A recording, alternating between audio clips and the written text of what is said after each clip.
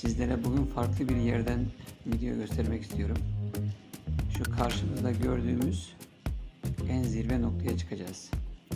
Haritada Woodton Tepesi olarak geçiyor, seyir noktası olarak geçiyor. Ne olduğunu oraya varınca göreceğiz. Tabii ki ilk defa yolculuk yapacağım ben de.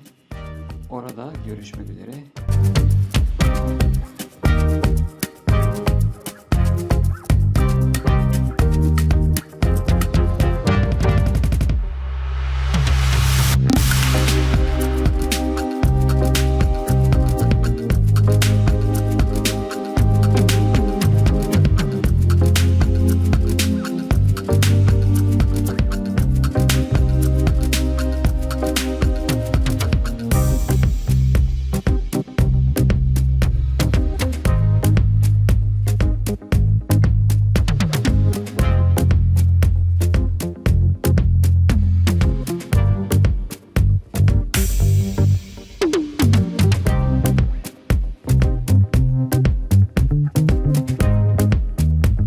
Kıymetli dostlar, dediğimiz gibi şimdi tepeye çıkmak üzere araziye geldik. Bulunduğumuz arazi böyle. Biraz sonra bu arka taraftaki yoldan devam edeceğiz. Çıkacağımız tepe sağ tarafta kalıyor. Şimdi yolculuğumuz başlasın bakalım. Bugün 8 Haziran 2025. Sizlerle beraber ben de ilk defa yolculuk yapacağım. Yanımda da bir tane yol arkadaşım var. Erkan Bey var. İnşallah Erkan Bey ile beraber birlikte yolculuk yapacağız. Burası aynı zamanda Trondheim Körfezi'ni tepeden gören, panoramik olarak gören bir yer. İnşallah güzel manzaralar göreceğimi ümit ediyorum. Bakalım bismillah dedik. Yola çıktık. Normalde kıymetli dostlar, bura çok gezilmiş bir yer değil. Biz şimdi bir adama sorduk. Adam da zikzak çizerek gitmeniz lazım dedi. İnşallah kolay bir şekilde bulacağımızı ümit ediyorum. Burada böyle bir yol görünüyor. Bu yolu takip edeceğiz. Norveç'in ünlü bir sözü var. Benim uydurduğum Norveç'le ilgili. Norveç'te bir tepe varsa mutlaka oraya giden bir yol vardır. Dolayısıyla bakın bir tane hemen yol bulduk aslında. İnşallah güzel olacağını ümit ediyorum. Tepede panoramik manzara görüntüsü diye var haritada. Ama hiçbir şey yok, fotoğraf yok.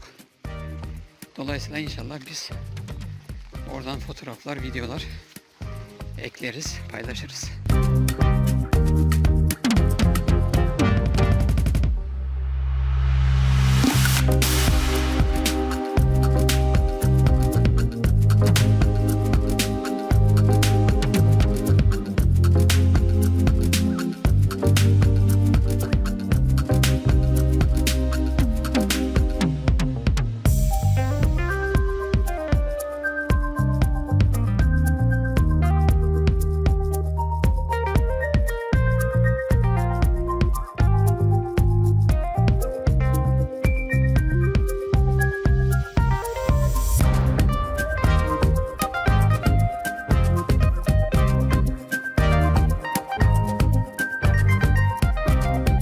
Evet, hafta sonu hava çok soğuk ve yağmurluydu.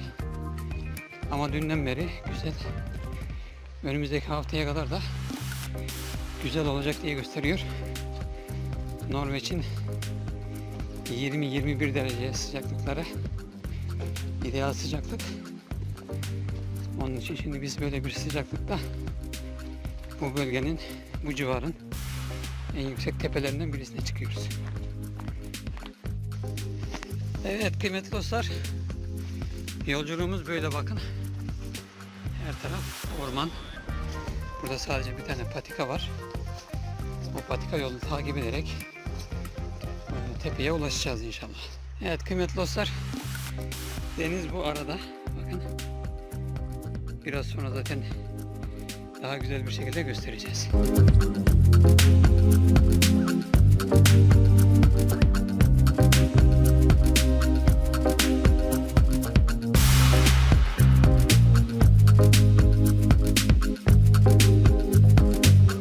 Yolculuğumuz devam ediyor. Şimdi önümüzde bir açıklık alan oluştu. Artık geldik mi tam bilmiyorum. Bir haritadan bakmamız lazım olacak. Şimdi hafif bir mola vereceğiz. Evet kıymetli dostlar, bu sol taraf Trondheim Körfezi, ilerisi Trondheim Körfezi. Daha yolumuz devam ediyor.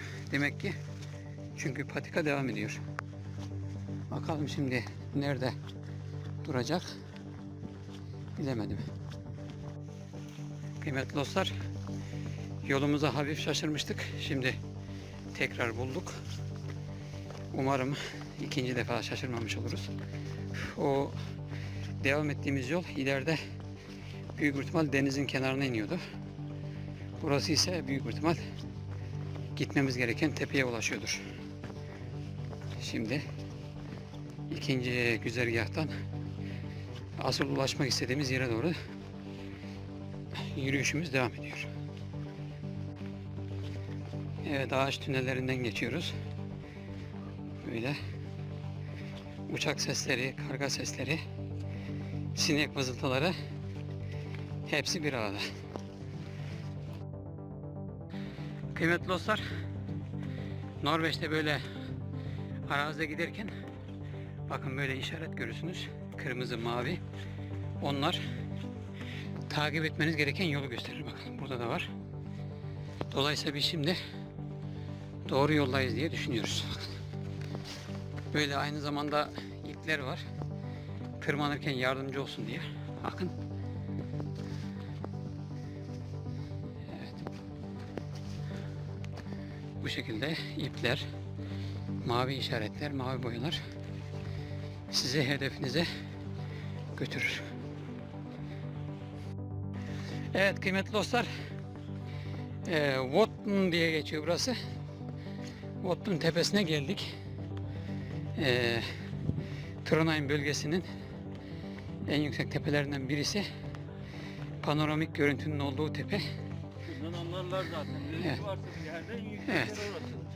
Bakın deniz seviyesinden 241 metre yükseklikteymişiz. Buradan yine normal şeyler var. Yol istikametleri var. Burada bizim geldiğimiz tarafı gösteriyor. Şimdi burası da hem alıcı var, televizyon vericisi var. Alıcısı, vericisi. Bakın karşıda uçak geçiyor. Şimdi hemen manzarayı size anlatalım. Evet dostlar. Şuradan başlayalım. Burası tam görünmüyor tabi ormandan. Stjørdal şehri. Burası havaalanının olduğu ve Varnes ve Hel kasabası. Burası normalde Trondheim Körfezi'nin Stjørdal'a gelen kısmı. Tabii ki tam görünmüyor işin aksine ama burada da şey kaldı. Trondheim şehri kalmış oldu. Bu karşısı, bakın orada karlı dağlar var. Göstermeye çalışayım. Evet, karşısı kıymetli dostlar İsveç sınırı. Yine bu tarafta İsveç sınırı. Burası ise normalde bakın Stjørdal tepesi. Bu bölgenin en yüksek tepesi bu karşı tarafta. Evet, kameram tam çalışmaz oldu işin aksine. Burası da aynı zamanda Norveç'in kuzeyine giden taraf ama dediğimiz gibi tam görünmüyor. Şimdilik tepedeki manzaramız böyle. Evet kıymetli dostlar, gelenler buraya hatıraya isim bırakmışlar. Biz de bırakalım. Şimdi bugün ayın 8'i. Sonra 7. aydayız. Evet, kendi ismimizi, soy ismimizi ekliyoruz. 15.50'de geldik buraya. 2 tane de şey yapalım. İyisen bura Türkiye. Evet, Türkiye'den selamlar diyelim.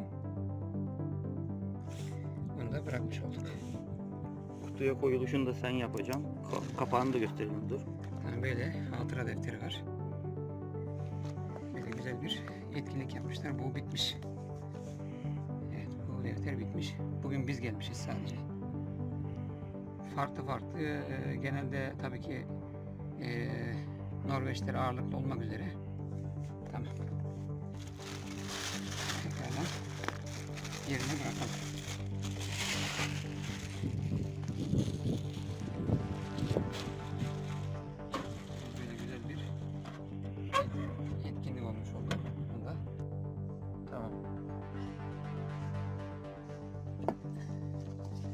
kıymetli dostlar, Vottun tepesindeki ziyaretimiz burada sona erdi.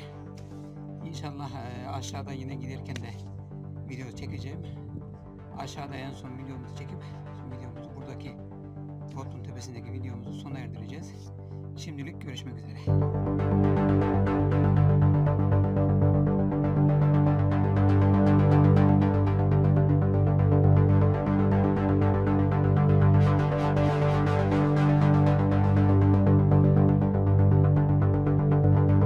Evet kıymetli dostlar, tepe arkamızda kaldı. Şimdi biz tepenin tam tersi istikamette, geldiğimiz yerin aksi istikamette başka bir yoldan gideceğiz. Orayı da göstermiş olacağız, orayı da görmüş olacağız. Geri dönüş yolculuğumuzu başlatmış olduk.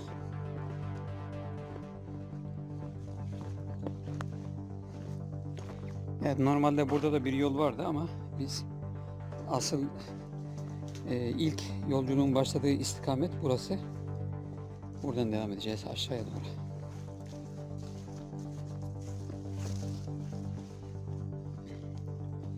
Evet, şansımızda hava güzel oldu. Tatlı bir serinlik var. Dolayısıyla çok zorlanmadan tepeye çıktık. İnşallah zaten iniş olacağı için de yine zorlanmadan da en son varacağımız yere varırız. Kıymetli dostlar, burada bir tane işaret görüyorsunuz. Bakın, iki tane daha doğrusu. Şimdi bu işaret burada. Hangi tarafa gideceğimizi göstermek için de mutlaka o ağacın arka tarafına bakmak gerekiyor. Bakın, dolayısıyla böyle olduğu zaman bizim gideceğimiz yol bu iki işaretin birleştiği istikametten olmuş oluyor. Yani böyle bir özelliği varmış. Bunu da ilk defa öğrenmiş oldum. Kıymetli dostlar, biz bu karşıdan geldik. Ondan sonra şu aradan geçtik. Şimdi burada güzel bir manzara noktası yakaladık. Onu size göstermek istiyorum. Çıktığımız tepeye göre elbette ki alçak ama önü açık olduğu için manzarası daha güzel. Böyle Şordal şehrini daha ayrıntılı bir şekilde görmek için bir nokta. Evet, burası Şordal şehri, Storvik Körfezi. Biz şu aşağıdaki kırmızı evlerin oradan geldik. Şimdi şuradaki alana gideceğiz kıymetli dostlar. Şu aradaki alana gideceğiz. Tepeye çıkarken de şu karşıdaki çamlığın oradan çıkmıştık ve arka tarafa dolaşmıştık. Trondheim Körfezi bu sağ tarafta karşımızda kalıyor. Buralar Hommelvik, Malvik tarafları. Burası Hele doğru geliyor. Havaalanı, Varnes ve Şordal kasabası. Evet, şeye de Norveç'in kuzeyine de buradan gidiyor. Kıymetli dostlar, manzaramız böyle.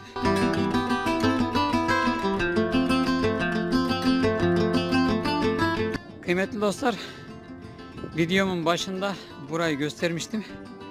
Bizim evin balkonundan burayı göstermiştim. Şimdi buradan bizim evin balkonunu göstermeye çalışayım. Evet, şu evet. Şurada kıymetli dostlar. Bakın. Şimdi hemen göstereceğim. Bu çubuğun olduğu yer kıymetli dostlar. Bakın, o çubuğun ucu görünüyor ya. Bizim evimiz orası. Tabii benim kameram çok net göstermedi ama geri dönüş yolculuğumuz devam ediyor. Biz gelirken, yani tepeye çıkarken şey yapmıştık. Farkına varmadan başka bir yola dönmüştük. Şimdi o yolun olduğu yere geldik.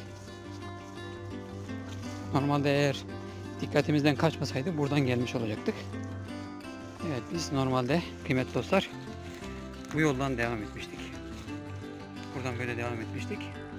Bizim gideceğimiz yol bu taraf. Evet, dönüş yolculuğumuz devam ediyor. Güzel manzaralar çektik. Bu arada çok ilginç, acayip derecede sinek var burada. Normalde nemli bölgede olmaması gerekiyor ama çok sinek var. Şimdi ilk başladığımız yere geri geldik. Bizim videomuzun başladığı yer burasıydı. Kıymetli dostlar, biz bu ilerideydik. Köpekten dolayı videoyu yarım bırakmıştık. Yolculuğumuz devam ediyor. Burada da böyle Norveçlerin serbest olarak baktığı arılar var. Buradan yolumuza devam edeceğiz. Birazdan size yukarıdaki manzarayı da tekrar göstereceğiz. Aşağıdan yukarıya doğru nereleri gezdiğimizi göstermeye çalışacağız şimdilik. Kıymetli dostlar, biz biraz önce o ortadaki tek ağacın yanındaydık. Ondan sonra sol taraftan devam ettik.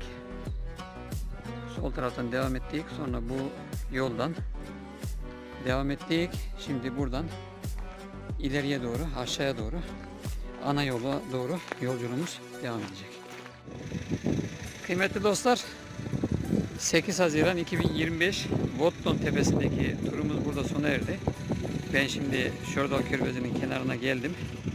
Oradan size son manzaraları gösterdim. Normalde bizim geçtiğimiz yer bu arka tarafta kaldı. Tam görünmüyor ama şimdilik videom burada sona eriyor. Sonraki videolarda görüşmek üzere. Sağlıcakla kalın. Videoma like atmayı, yorum yapmayı unutmayın. Norveç'ten sevgiler.